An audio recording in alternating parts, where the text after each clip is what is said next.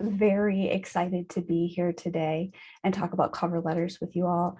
It's one of my favorite topics to cover, interestingly enough. And so Leslie has given me this opportunity and I had to jump on it. So I am a career counselor. I am also trained as a clinical mental health counselor. I currently work as a counselor at Empowered Therapy in Chicago. But today we're really going to be focusing on what is a cover letter, right? Why is it important? And how can we go about creating something that is unique and substantial to us as applicants and people looking to make different changes in our careers? A little bit more about me. So I've been trained from Loyola University as a career counselor. I've also had 3 years now of outside experience, 2 of them actually at College of DuPage. So I highly recommend their cover letter and job resources in that packet that Leslie had mentioned. I've worked in all different industries, including radio, theater. I've worked for an exterior remodeling company. I flew gliders in high school, non-for-profits, working with immigrant and refugee families. So a variety of different positions, maybe not as long as others, but what I found is that there are just some foundational pieces that are needed to make any transition into a different career or in a different place in your career. And I really think cover letters is one of those things that we don't do often, but it can be very crucial to making us stand out and attractive to employers or our current employer for that promotion. Before we jump right into that though, I want to take a minute, mostly because I am a counselor, but to talk about self-care and how important it is in this process, not just with cover letter writing, but in the job search process completely, right? And why I think it's important is because if you're not taking care of yourself in this process, it's so easy to be burnt out. It's so easy to become frustrated and angry. Those things are all normal. There are things that we can do to subside those, right? One of them is breaking up your time, whether that's cover letter writing or job searching as a whole, making sure that you're building in space and time for things that are not related to cover letters or writing or anything career. Even with applying for jobs, it's actually more productive to spend a little bit less time or smaller amounts of time frequently versus spending all of your time, say, on a Monday for 5 or 6 hours just searching for jobs. Jobs pop up all the time. Employers are always posting jobs. So it's actually beneficial to check throughout the week, but you don't have to do that for 5 hours a day. It's also really important to create your space.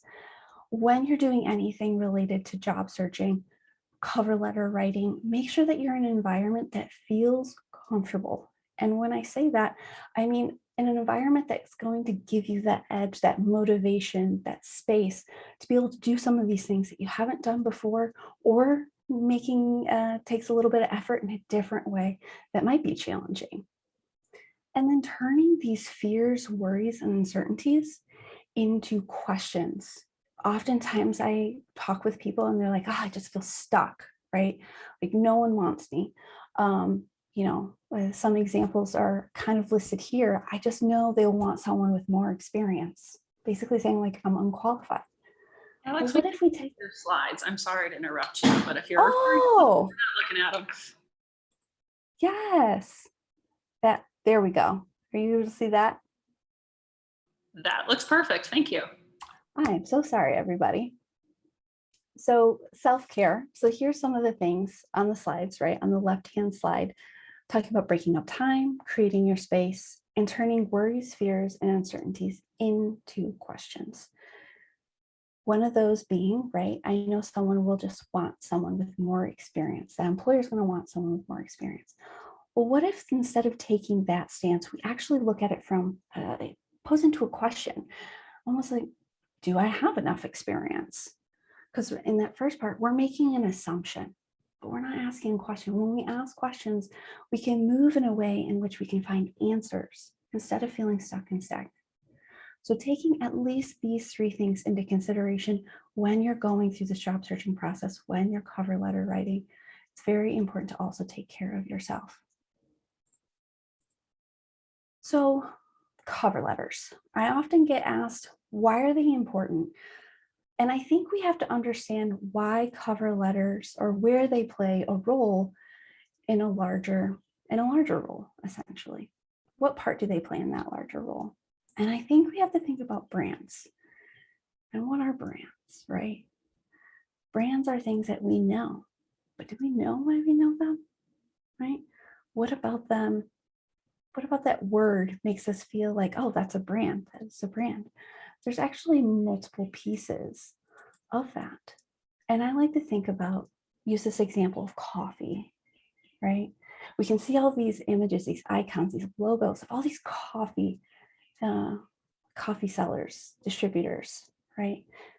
They all have a distinctly different take on how they're giving you and telling you about their coffee, enticing you with their coffee, yet it's all the same product. And I think this can be a good representation of we may have similar backgrounds, right?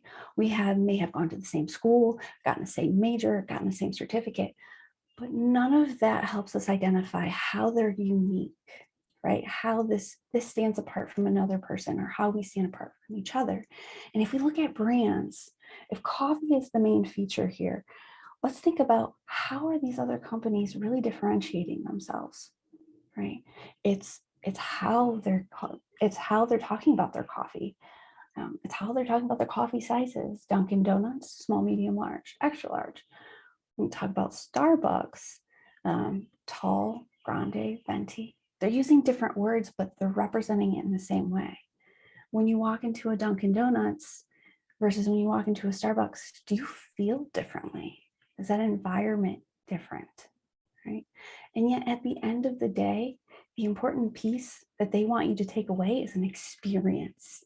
They want you to know their brand. They want you to associate what they're selling you with a feeling, an emotion, a thought. And that's exactly what we need to do when we're thinking about being an applicant in the job search process. So thinking about what is your brand?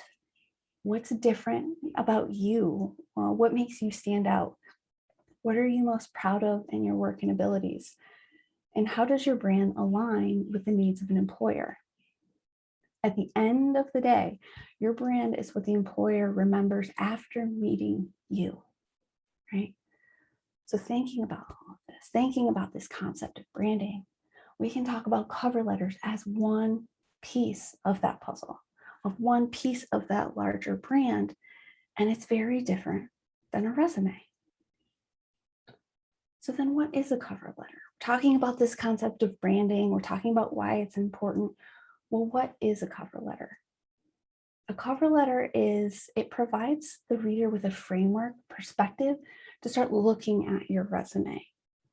In a snapshot, it's saying, you're about to read this document about me, and here are the most important aspects of my experience and how they apply to this opportunity. Right? It's not long, it's detailed, but it doesn't have to be everything. It's going to be highlighting the things that are most important to you. What isn't it? I think this is just as important as what it is what it is not. It's not a copy of your resume, right? We might be talking about certain aspects of your resume, we might be going in a little bit deeper. It's definitely not a blanket cover letter. If you feel as though you're creating something which you're only changing a few words here and there and sending off to employer, I can tell you it's really easy to catch that you haven't taken the time to write a cover letter that is unique about yourself and how that uniqueness aligns with me as an employer.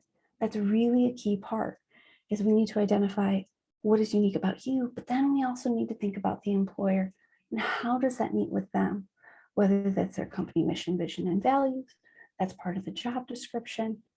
That's why we have to avoid blanket cover letters. If at the end of the day you're applying to multiple jobs and you don't have a time to write a full-fledged cover letter for that one job that's about to expire, I highly encourage you to still try to tweak something that's a little bit more unique to that employer. But if that's what you have, that's what you have too, and that is okay. A cover letter is not full of grammatical errors and or typos, right? There are services out here that provide you with cover letter resources as well as reviews. a cover letter is not a bragging piece. This might be a little bit out there, but I like to think about cover letters in the sense of reading the back of a book, right? When we look at the back of the book, some books have this description or the summary about the highlights of what's going to be in the book to allow the person to decide whether or not that aligns with them, that aligns with their interest for buying the book, for taking the book home, for starting to open and read the book. Other books you might notice have a bunch of quotes. This is a phenomenal piece written by this author. This is a once in a generation. And you start to think, how helpful really is that? Because it doesn't tell you exactly what's in the book. It tells you how great the book is, but whether or not I'm going to read it, it's kind of hard because I don't know actually what the content is. What is the author's purpose in creating this? And that's the same thing with cover letters. While we can have profound things saying like we've won an award or we have exceptional skills, we have to go further than that. We have to tell them more about what that means. Right? It's not full of irrelevant information. So if you're applying for a job in a new career or a new field, that's okay, right? That's definitely okay. But what we have to do then is make sure that the content that is on your cover letter is aligned with that new job. So if you're talking about a bunch of skills or examples of your history that have nothing to do with that new job and you've not made that connection to that employer, it's really not going to be helpful. And it poses the question, well, this is not what we're looking for. Why are you applying? And that's the question we want to avoid. That is the one that we want to answer, right? We want to make sure after they read the cover letter, they know exactly what we're about and why we're wanting to fill that position. And then the last important piece, I think, is cover letter is not your whole history of your work experience, and it's not your whole history of how long you've wanted a job. So you're not going to be saying, I've always wanted this job, as a child, I thought about it in school, because that is great. That is wonderful. I think that's a great point you could bring up in an interview. But when it comes to the cover letter, they really want to know, can you meet my job requirements? Can you do the work? Do you have the skills to do that? And that's what's important to them. And that's what we got to make sure we focus on in the cover letter. Now that we've talked a little bit about what the cover letter is, what it isn't, let's think about who you're going to be writing to. Right? So now we're talking again more about how are we figuring out how we align ourselves with that job or with that company. And that's called building this relationship. We're building the relationship with the reader. And to do that, we need to know our audience. So do you know who you're writing to? Do you know their name and address? If you don't, because sometimes you won't, that's okay. But we can start to think, is there other ways? Can we research who this might be going to? Or do we know if this is going to be a cover letter sent through a portal to an HR agency or an HR department, in which we might have to craft our cover letter in a way that's more reflective of a general sense? And I'll talk more about that versus if we know we're sending our cover letter and resume to a specific hiring person who is a directing manager, has a specific skill set, we might be able to provide more technical knowledge that they're familiar with versus an HR department, which might not have any context for those more particular expertise or skills. Right? So we really got to keep that in mind when we're thinking about writing and who we're writing to.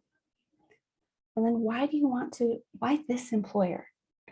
I think as much as it is important for us to know our own brand and how we want to position ourselves, we also need to know what that employer is all about.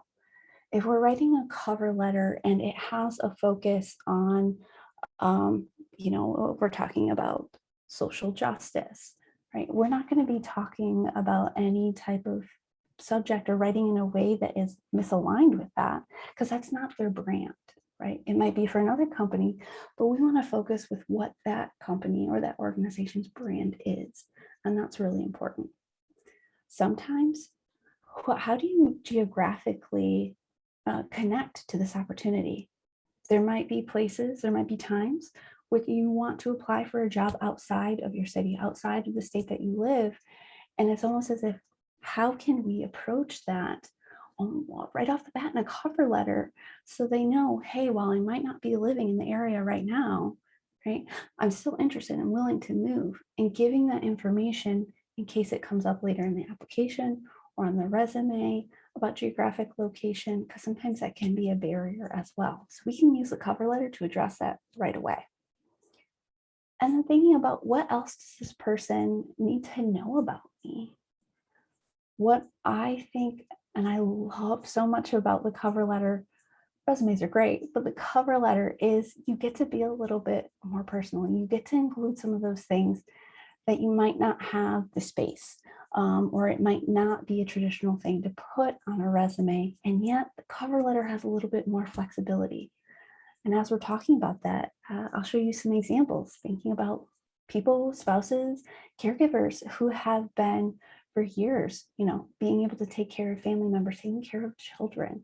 How do you address that? Because it can't traditionally go in a resume, but in a cover letter, we can get to that. We can tell people how those skills and how that experience really does apply to what they're looking for. So really, again, really taking the time to know, who are you writing to, and what are the things that you think are going to be important and when writing this cover letter, and what they might be attracted to. So more about your audience. Now we're getting down to thinking about, okay, let's think about you.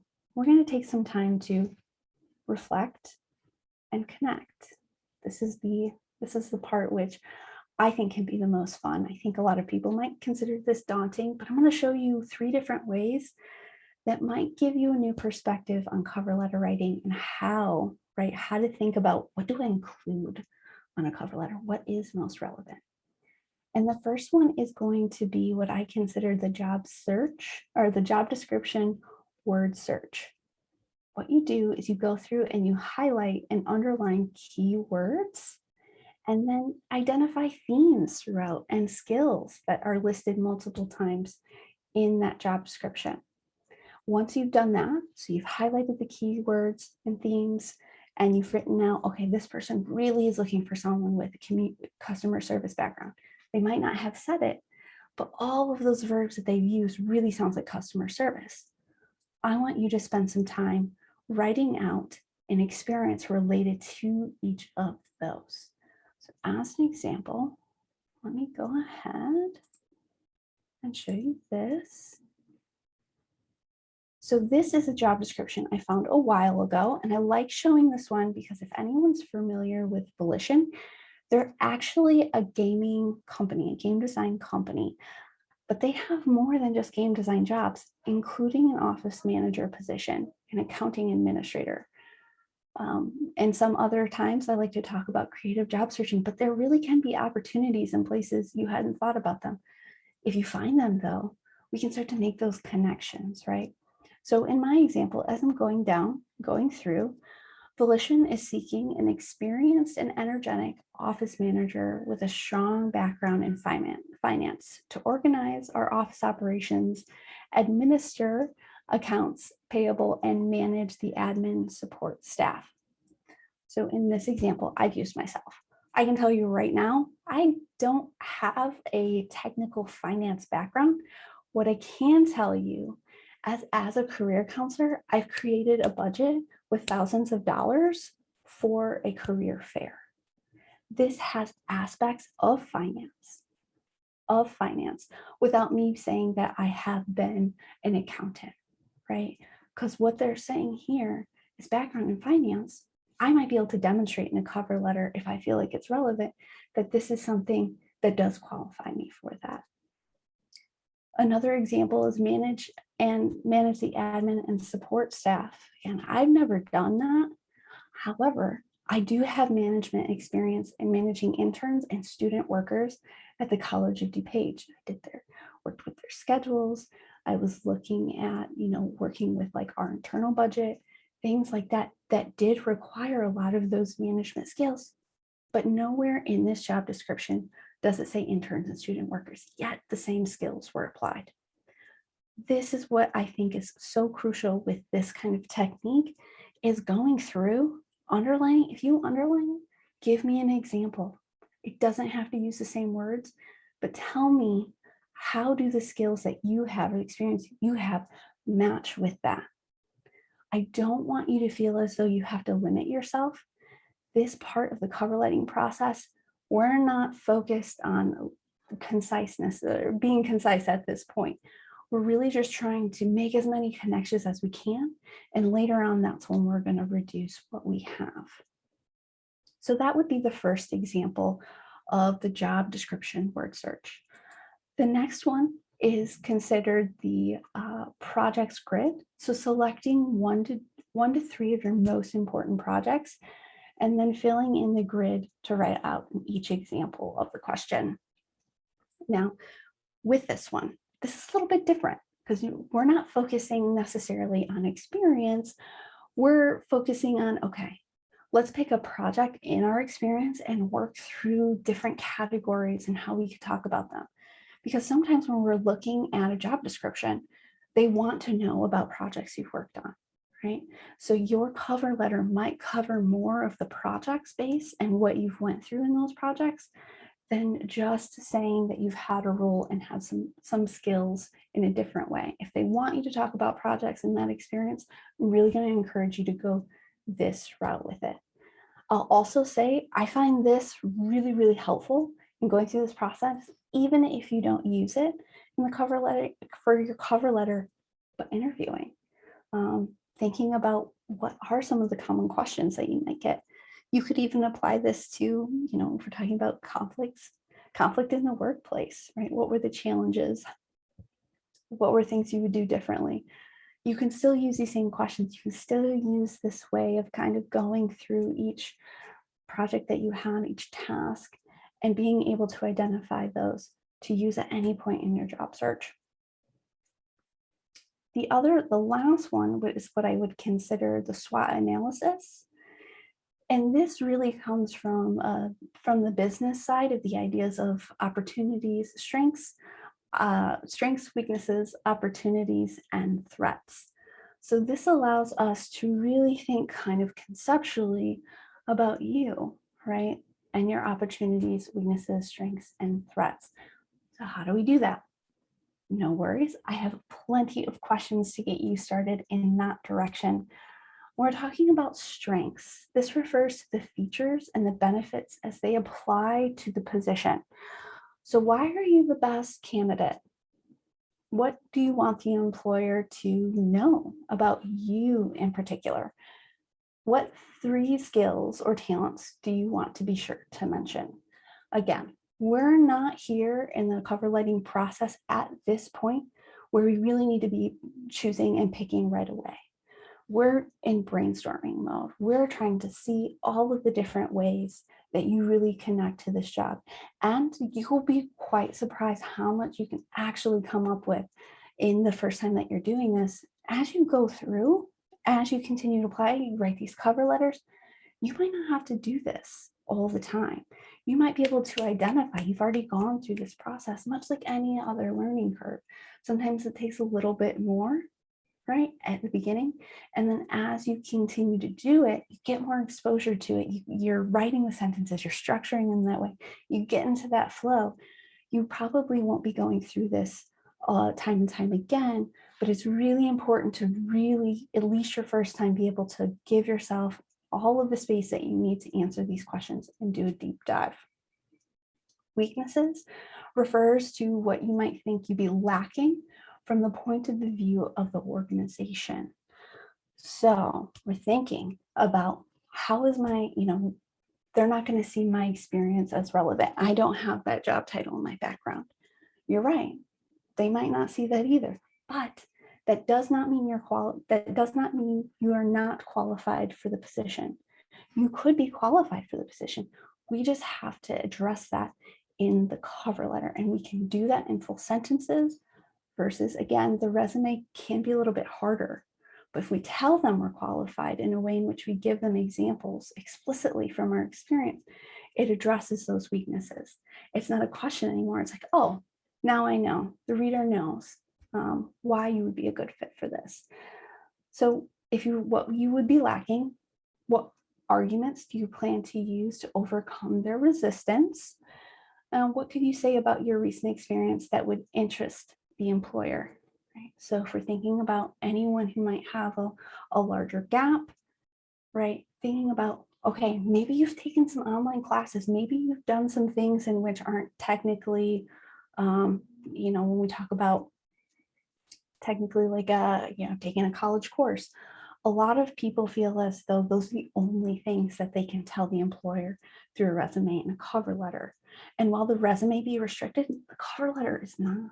So if you've been doing research, if you've been taking these online classes, you've been informing yourself and reading books about a particular topic, you can use that and you can craft that into a cover letter to let them know, hey, I've been super invested and interested in this. While I might not have that technical piece, that credentialed education, I still am continuing to do all of what I can to learn most about this. I get really excited for cover letters because I think that's such a strong opportunity for anyone to be able to explain that, and you really can't do it anywhere except for maybe an interview and a cover letter. But you can't really get to the interview unless we get them that cover letter, get them with that resume to be able to offer that to you. Which brings us to the next letter of O, opportunity. And this refers to learning opportunities and other benefits you see about this job. So in this space, in this place where you'd really like to work, what is appealing about it to you? What does the organization focus on? A lifetime of interest of yours? How are they really connecting with you? Are there opportunities for growth and challenge, right? What is the opportunity here for you? What is the opportunity here for them when hiring you? And threat. Threat, no one is really threatening you. The truth is there are outside factors that could influence your situation. So not if we're talking about weaknesses as like a personal skill set, right? External factors being geographic location, right? That's something outside of your control at this point, but something, again, we could address in a cover letter. Right? Who might be your competition? How hard is it to get a position in this field or this company? How far is the job located away from where you are? Really taking a moment to understand what the landscape is and other things that might be going on, not just for you, but also for them. If you're aware of what is going on in the news for the employer, whether that's winning awards, again, that could be something that you could include in a cover letter if relevant and feels like it is a comfortable thing to say. So now that we've gone through the brainstorming, the reflection and connection piece, we have all of this great information. We have all of these nuanced little things that we might not have known about ourselves. It might be a real opportunity to reintroduce yourself to how much that you have accomplished, because if you're here today, you've accomplished a lot. You've accomplished so much. And I have to say, it can be so easy and it's so normal to forget about everything that we might have done because we're always focusing on, what's the next thing? What's the next thing? Which is perfectly fine, right? But this can be an opportunity to be like, hey, wow, I've done all of this amazing stuff, and get you excited because you are worth it and you really do and are qualified for that position. So how do we take that? Well, we're going to start small. I want to take a few minutes for those who are still with us, and just based off of a little bit of what I've went over, right? Thinking about SWOT, thinking about the projects that you've done. I'm going to spend about 5 minutes. I want you to think about that. And then I want you to think about kind of this idea of a haiku. So we're talking about a haiku.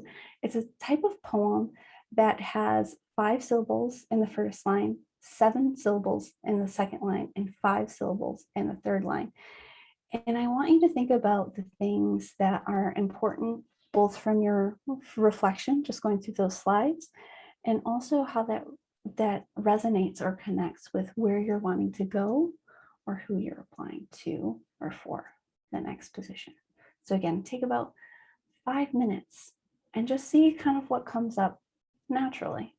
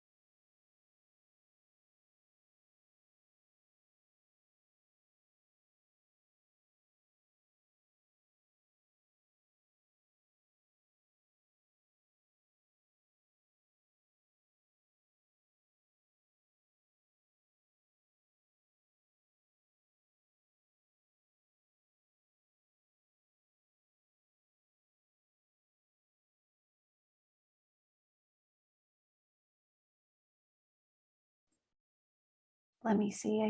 Let me see if I can get some music going here. Leslie, you reminded me of that today.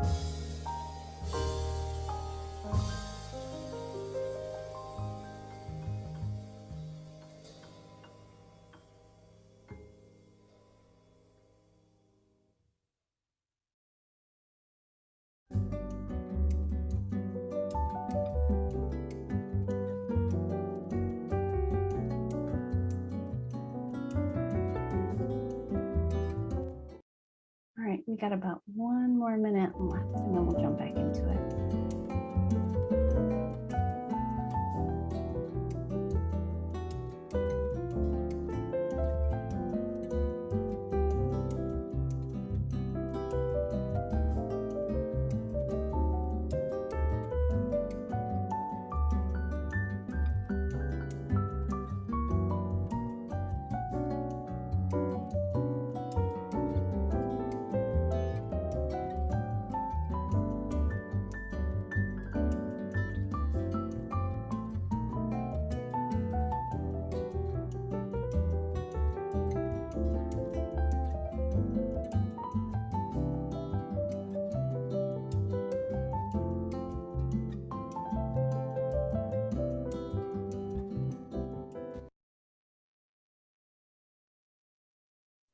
All right, so we're going to jump back into it. One of the ones that came up on the example was adolescents rock. I enjoy challenge and growth. Hire me to change them. If anyone has an example that they would like to share, I encourage you and welcome you to throw that in the chat. And if you're comfortable and you're throwing it in there, I'll go ahead and read it. This is a different way of thinking about cover letters. And I think it's a real opportunity for us to think creatively as much as possible, because when it comes down to it, the more generic that we think, the harder it can be. But once we're able to really invest in that imagination, we can come up with some really powerful stuff, really powerful stuff. And that's why I've included this in here as a way to get you started with that. So what happens after we've done this poetry, this haiku? How can we now make it a little bit bigger? Because that's the goal at this point. We're starting small and we're starting to grow to that full-fledged cover letter. And I think the next step is sample sentences and paragraphs. It's important to keep the tone and the tone positive and neutral, using an active voice to focus on verbs. And we're not creating full-fledged paragraphs right now. We're just writing sentences, anything that comes top of mind. Connect to your experience to the position, mutual interests or similarities. Going back to that reflection and connection piece, what were the connections that you made to their job description? When you're writing about your projects, what things stood out to you that you also read in their mission, vision, values? what they and who they are, the job description, and back it up with evidence, right? So now that we know we have this thing, we really want to make sure that we're concrete about it. We want to avoid those general quotes, right, from that book. We want to give them something concrete. And you're going to expand, take this opportunity, expand on your resume by providing a depth, more in depth about your experience or new information. New, also being key here. So a demonstration of active voice. As a manager at HM Plumbing, I oversaw, right? So being active, connecting. During my tenure as the lead archaeologist for the Illinois State Archaeology Survey, I restructured, right? So during my time at this place, I did this thing. Now I'm saying I restructured because oftentimes we can look at their language and use that as the connection to the employer, even when we have seemingly unrelated job titles or positions or background. Your job description indicates you are seeking someone with a demonstrated history in sales, right? So something that has been demonstrated in the past, but might not be the same. As a teacher at HM High School, I organized so you're introducing it with saying, I've read your job description. This is the thing that I have done. And as a teacher, I've also done this. So you're making that direct connection. Evidence, your advertisement stated that you are looking for a hard worker who's willing to go the extra mile. This is evidence that, again, you've read that job description. This past year, in addition to raising my 2 children, I worked 20 hours a week on, a lot of times when we're talking about caregivers, they are representing a role in which they're able to take care of their loved ones. They're also probably doing other things, whether that's of interest or volunteering. Those things can be included. Those are work experiences as well. And we can make the direct connection in a cover letter. And then more in depth. One of the experiences I list on my resume is as a volunteer puzzle maker. While on the surface, that position seems unrelated, in reality, I learned valuable lessons about digital conversion when I processed user data. So being able to say, once again, I listed on my resume something that might seem unrelated, we're literally saying that here, but it actually was. You don't have that opportunity so much on the piece of the resume to do that as distinctly as you are doing here. So for the next kind of 5 minutes or so, I'd like you to take the opportunity to build either off what you have with your resume or just the idea that I went over the last piece of what are some statements, what are some sentences you can just start off with. And they don't have to be full-fledged sentences. They don't have to be full paragraphs, but just to get the writing juices flowing, just to be able to go through this process, or just what we consider fast drafting, allowing yourself to kind of write down what comes to mind.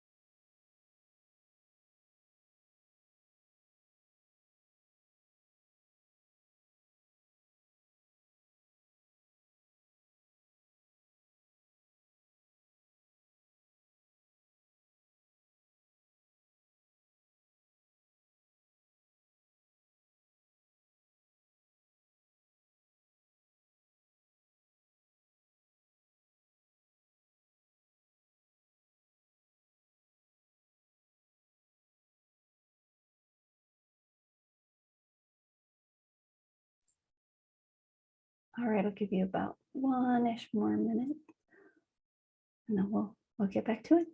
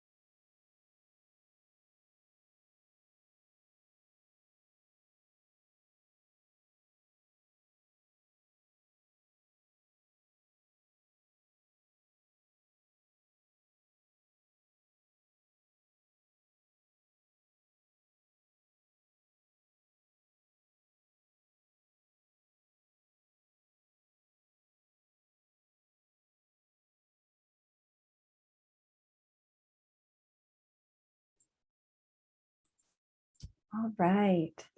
So that is just something, this idea of fast drafting in 5 minutes, something you could do on your own. If you have a kitchen timer, if you have a phone timer, again, allowing yourself to process and write in shorter amount of times, just the same as the job search process.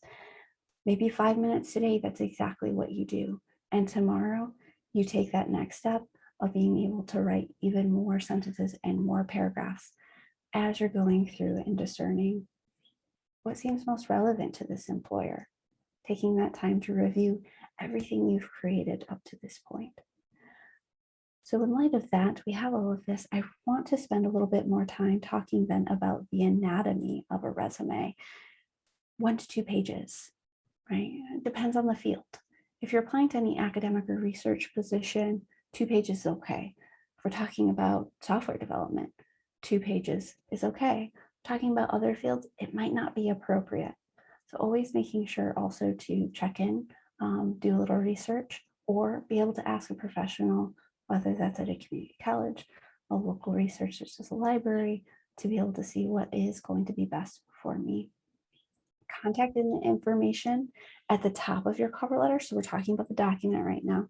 Contact information should look exactly the same on your cover letter as the resume.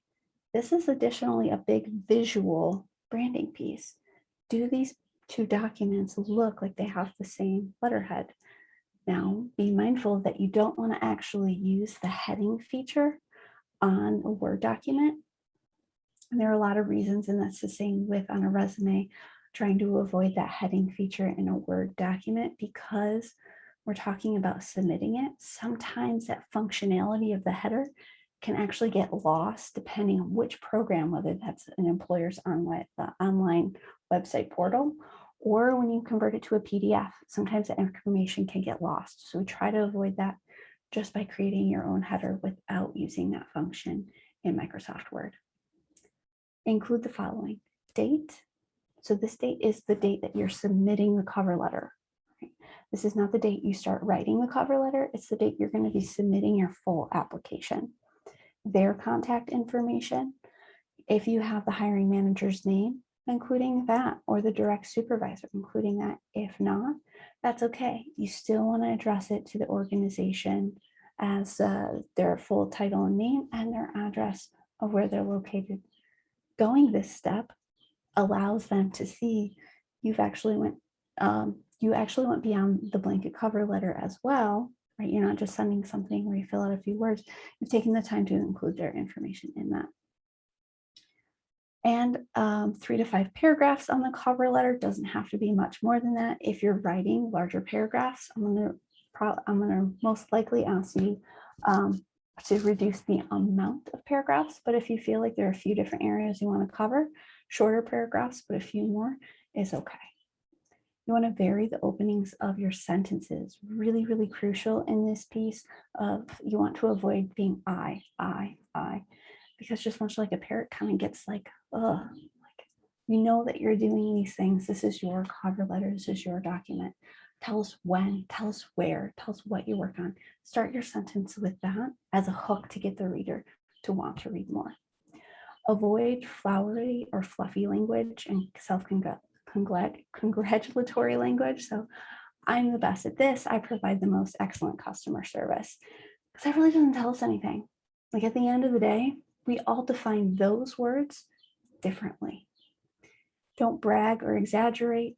If you aren't the top one, or you're not the top that you have any type of award, accolade that can be verified, don't say it. I think what speaks volumes is how you've applied your skills.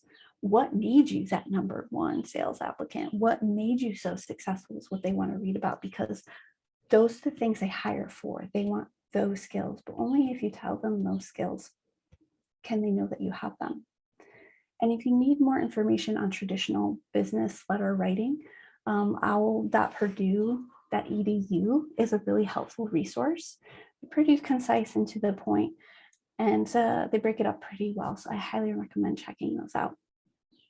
And then a few last things. I just wanted to take a minute to kind of showcase two different cover letters. I won't go too much into them, but if this is my very first cover letter, few things that you'll notice, right? There's no contact information at the top. There's nothing about me. If someone were to print this out, how am I supposed to know who this is from? Who are they writing this to, right? Did they just write this as a cover blanket letter or cover blanket cover letter? They don't even address anyone, right? If we're looking at this first part, dear hiring manager, dear hiring committee, there's nothing there to indicate that that's even an introduction, which is a very traditional thing to do on a cover letter. The key with that, two keys with that, is you want to avoid addressing anyone by Mr. or Mrs. Try to use their full name if you have it, because unless you talk to that person, you don't know how they identify as gender. The other point you want to avoid is to whom it may concern.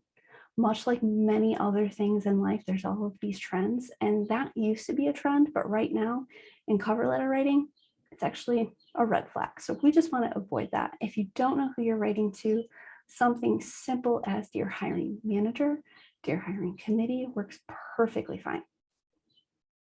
Now I've included this in here because look, we have those underlined places where you could put those key words. And it's just, if you're going through it and you're reading it, I've convinced that my knowledge and experience I've cultivated during my tenure make me an excellent fit. We don't really know what that means. We don't really know why, right? Now, if we go to my other cover letter that I have down here, we have that heading. We have who it's to. Now, it does say Miss, Ms. This is based on, if you read the first part, following our recent conversation. So this person does know their gender, and therefore it is appropriate to include that on here. But as we're going through, I'm submitting my resume to formally apply for the position of policy director. Right now, we know exactly where they're going, or exactly what they're going to be talking about. And the next sentence, or the first sentence of the second paragraph, the focus of my career as a union organizer has been to improve the lives of low-wage workers. That's pretty specific and pretty unique to someone. I can't say that that's something you probably write on every cover letter. And when this was written, it knew that their key demographic for the people that they were working with is specifically with low-wage workers. So they took that information that they knew about the company and included it here on the cover letter. And these are just some examples of, there are many different ways to really organize your ideas, but the key is just being genuine and authentic to the reader and the writer. So that, I know that there is a lot here to cover, and I try to do as much as possible. So I want to take some time, even just a few minutes, to see if anyone has any questions about today, anything that came up. I know that there, a lot with cover letter writing can seem like, wow, this is a really exhausting. There's a lot here, like I feel overwhelmed.